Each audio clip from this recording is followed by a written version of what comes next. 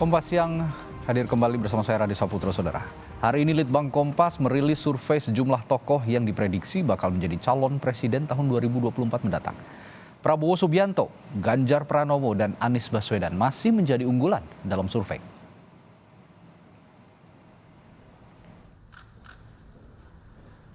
Nama Menteri Pertahanan Prabowo Subianto, Gubernur Jawa Tengah Ganjar Pranowo, dan Gubernur Jakarta Anies Baswedan masih berada di tiga teratas dalam survei yang dirilis Litbang Kompas Rabu pagi. Survei dilakukan Litbang Kompas pada 17 Januari hingga 30 Januari 2022. Prabowo yang juga Ketua Umum Partai Gerindra memperoleh 26,5%. Ganjar Pranowo yang juga kader Partai Demokrasi Indonesia Perjuangan memperoleh 20,5% dan Anies mendapat 14,2%. Ketiganya mendapat kenaikan persentase suara sejak Oktober 2021, yakni Prabowo sebesar 13,9% dengan perolehan suara yang sama dengan Ganjar. Sementara Anies pada Oktober 2021 memperoleh 9,6%. Untuk posisi 4 hingga 10 ada nama Menteri Pariwisata dan Ekonomi Kreatif Sandiaga Uno dengan 4,9%. Ketua Umum Partai Demokrat Agus Harimurti Yudhoyono dengan 3,7%. Kemudian Komisaris Utama Pertamina Basuki Cahayapurnama atau Ahok memperoleh 2,9%. Ridwan Kamil, Gubernur Jawa Barat, dan Tri Risma Harini, Menteri Sosial masing-masing 2,6%. Lalu ada Jenderal Andika Perkasa, Panglima TNI dengan 2% dan mantan Panglima TNI Gatot Nurmantio dengan 1,4%. Menurut Litbang Kompas, tingginya suara tiga tokoh jauh melampaui urutan berikutnya karena didukung oleh suara generasi milenial atau Y dan Centennial atau Z. Kedua kelompok generasi muda ini memberi suara untuk Prabowo sebesar 23,2%, Ganjar 20,8%, dan Anies 17,7%. Perolehan suara responden buat Prabowo, Ganjar, dan Anies Baswedan sampai kini dalam survei konsisten. Sorotan publik bagi mereka masih nyata karena posisi sebagai tokoh publik baik menteri maupun kepala daerah. Tim Liputan, Kompas TV.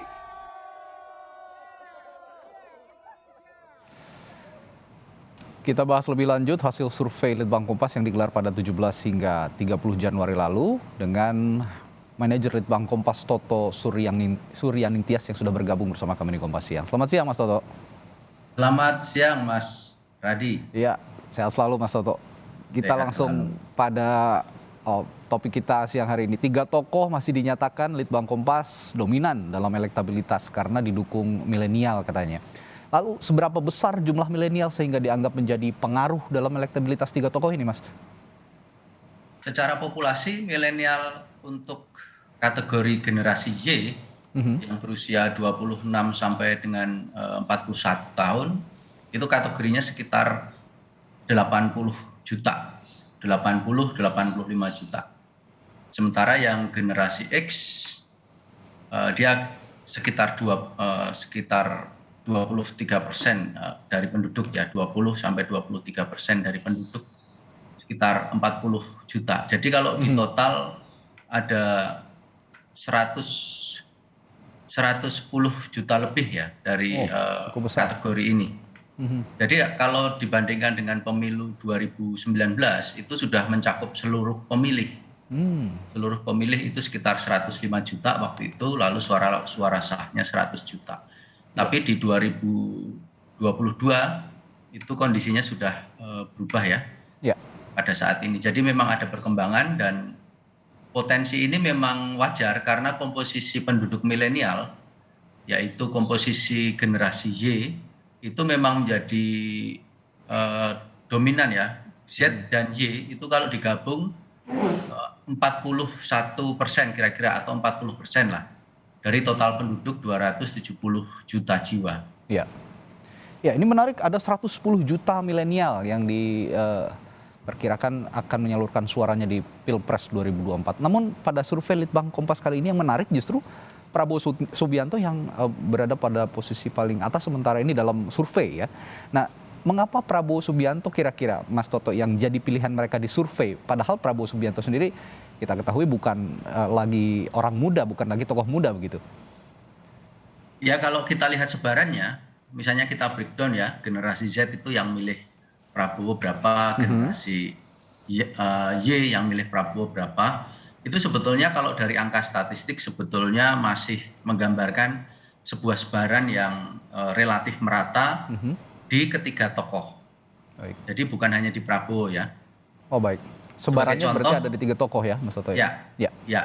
Silakan. Mas Toto. Tapi kalau kita bicara di luar ketiga tokoh, misalnya nama-nama yang lain ya, Sandi Uno, Ridwan Kamil, Risma Harini, dan seterusnya, memang dia masih di bawahnya. Tapi untuk ketiga tokoh, itu relatif tersebar cukup kuat. Dalam arti ada komposisi sekitar 20-30% dari masing-masing generasi itu yang memilih pada 3 nama. Misalnya Prabowo Subianto, itu terbentuk generasi Z-nya 31%. Sementara Ganjar 18% dan Anies 11%. Tapi untuk generasi Y muda itu untuk Prabowo 20%, Ganjar 18%, Anies 19%. Jadi kita lihat di sini komposisinya sebetulnya relatif sama tinggi atau relatif masih sama kuat ya di ketiga tokoh ini. Karena kita harus bedakan generasi Y, ada Y muda dan Y tua. Baik. Jadi untuk Y muda dan Y tua misalnya pemilih Prabowo Subianto itu lebih banyak Y tuanya. Jadi yang berusia dari mulai 30 sampai 40-an tahun. Baik. Sementara untuk Ganjar Pranowo itu 23%. Dan Anies yang agak di bawahnya 16%. Jadi angkanya sebetulnya tersebar secara relatif merata di ketiga calon ini dan sebaran generasi Y dan Z. Ya. Demikian Mas Radi. Ya. Lalu kalau kita bicara pengaruh, Mas Toto, seberapa besar sebenarnya pengaruh mereka? Ketiga tokoh publik yang teratas di survei Litbang Kompas ini sebagai tokoh publik sehingga mendominasi persentase elektabilitas. Nah, apakah berarti bila mereka tidak menjabat, ini elektabilitasnya bisa saja turun karena 3 tokoh ini saat ini menjadi pejabat publik? Oke, berarti kan ini kita bicara soal seberapa besar pengaruh dari posisi para tokoh ini dalam jabatan publik terhadap elektabilitasnya ya. Ya.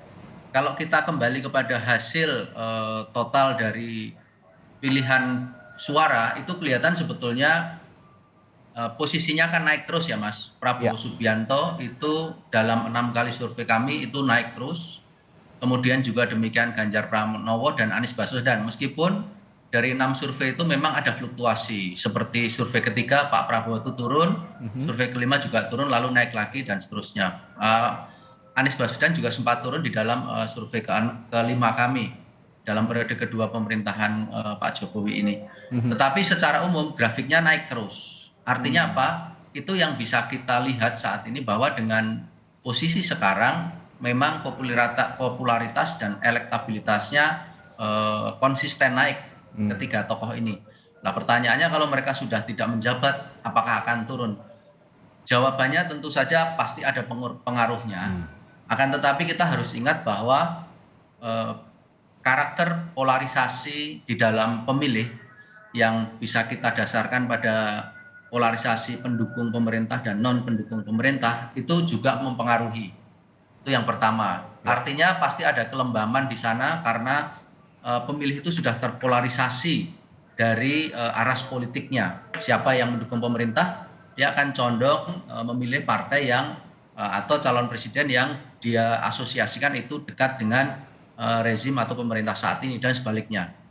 Kemudian yang berikutnya adalah bagaimana kandidat itu sendiri menciptakan momentum ya. Kalau kandidat itu sendiri memang tidak mampu menciptakan momentum ya pasti elektabilitasnya pasti akan terpengaruh. Jadi menurut saya pasti ada dorongan dan tarikan.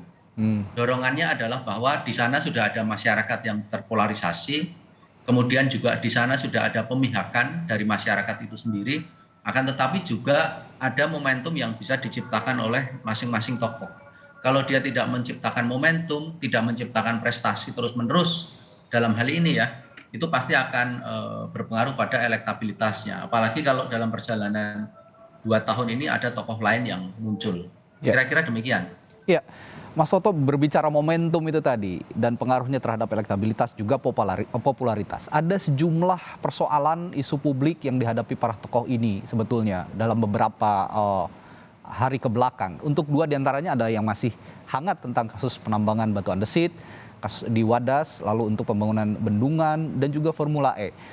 Ini apakah kasus-kasus ini atau isu-isu publik ini yang tengah hangat ini sebenarnya ada pengaruhnya dalam elektabilitas? Kalau ini masih 2 tahun, itu masih jauh, Mas Radi. Karena masih 2 tahun. Jadi, selama 2 tahun ini berbagai prestasi dan juga sebaliknya ya, kesalahan itu bisa dilakukan oleh sang kandidat, oleh para tokoh. Kalau prestasi dia bisa, menutup kesalahan yang kemarin, pasti akan terjadi, recover ya dari elektabilitasnya dan sebaliknya. Nah, juga yang harus dilihat bahwa ambil contoh Formula E. Formula E ini kan sudah berjalan sekitar beberapa bulan terakhir dan kita lihat elektabilitasnya Pak Anies tetap naik meskipun ada isu Formula E. Jadi dari situ kita bisa melihat juga bahwa tampaknya para pemilih ini sudah lebih menetapkan pilihan bahwa ada isu peristiwa dari sebuah kejadian kita bisa lihat bagaimana di dalam biasanya komentar-komentar netizen itu ada pembelaan terhadap tokohnya, ada upaya pembelaan. Kita juga harus melihat dampak dari apa yang dibicarakan, narasi-narasi utama yang ada di ranah publik. Ya, apakah itu betul-betul merupakan kesalahan dari sang tokoh atau merupakan konsekuensi dari jabatan, itu kan pasti juga berbeda, semacam itu. Ya, berarti kalau kita lihat konstelasi 2019 lalu dengan tipikal pemilih, ini masih ada loyalitas pemilih yang hingga saat ini diprediksi nanti 2024 juga masih melekat terhadap tokoh-tokoh tadi ya, Mas Toto? Ya, betul, Mas Radi. Masih ada residu dari pemilu 2014 maupun pemilu 2019. Nah, memang residu ini penerjemahannya agak sulit. Apakah pemilih dalam hal ini pemilih konservatif versus pemilih moderat versus pemilih taruhlah ideologis atau nasionalis versus agama atau pro pemerintah versus oposisi, ini masih bisa diterjemahkan sendiri-sendiri. Tetapi bahwa residu itu bisa kita lihat dalam hasil yang paling jelas adalah bahwa elektabilitas dari kandidat yang bertarung di 2014 dan 2019 itu masih mendapatkan proporsi yang terbanyak. Dalam hal ini adalah Pak Prabowo Subianto. Ya. Mas Toto, terakhir singkat saja, bagaimana dengan beberapa tokoh yang masuk juga survei Litbang Kompas namun elektabilitasnya belum terlalu naik begitu, sedangkan di sisi lain mereka juga punya campaign, punya promosi yang cukup hebat, cukup masif begitu, tapi posisinya masih belum bisa, elektabilitasnya masih belum bisa terkerek begitu. Analisis Anda soal ini singkat saja Pak Mas Toto. Pertama, masyarakat itu sudah terbiasa dengan baliho. Jadi masyarakat lebih melihat sebetulnya kepada rekam jejak. Kemudian yang kedua juga kita harus melihat tidak bisa dinafikan dampak dari suara netizen ya. Suara netizen yang ada di media sosial dan juga hoax. Itu juga bisa mengaburkan apa yang sebetulnya sudah dilakukan dengan baik oleh para tokoh, tapi lalu menjadi terkaburkan karena kalah jumlah dalam komentar. Nah, itu juga sesuatu yang harus menjadi catatan karena sejak era pemilu sebelum tahun 2000-an pula sudah bisa kita deteksi bahwa ruang publik yang ada di media, baik media mainstream maupun media sosial itu belum tentu menggambarkan apa yang merupakan elektabilitas di dunia nyata. Tapi bahwa itu ada pengaruhnya sekarang memang semakin dominan. Karena apa? Ya karena sekarang setiap orang mempunyai akses langsung dan secara intens mengikuti apa yang ada di smartphone mereka. Baik. Mas Toto, ini juga saya sedikit saja nih tertarik juga akhirnya dengan nama Andika Perkasa, Panglima TNI Jenderal Andika Perkasa. Tiba-tiba muncul dalam survei Litbang Kompas kali ini. Analisis Anda soal tokoh ini, tokoh yang satu ini? Ya, nama Pak Andika ini tiba-tiba kisarannya 2% ya. Jadi ini juga cukup surprise karena di survei sebelumnya belum terlalu terpantau atau bahkan 0, sekian. Jadi tiba-tiba di dalam survei yang terbaru memang nama beliau muncul dan ini bisa dimaklumi karena dengan menjabat sebagai Panglima TNI dan cukup aktif juga tampil di berbagai platform ya, baik di media sosial maupun di mainstream, pasti akan membuat pengenalan publik terhadap nama-nama kandidat dalam hal ini Pak Andika pasti akan meningkat. Baik. semakin seru tentunya, masih 2 tahun tapi udah mulai seru begitu. Kita nantikan nanti bagaimana kinerja para tokoh ini untuk mengerek elektabilitas mereka jelang Pilpres 2024. Terima kasih Manajer Litbang Kompas Toto Suryang Nintias sudah berbagi informasi di Kompas Siang. Terima kasih Mas, sehat selalu.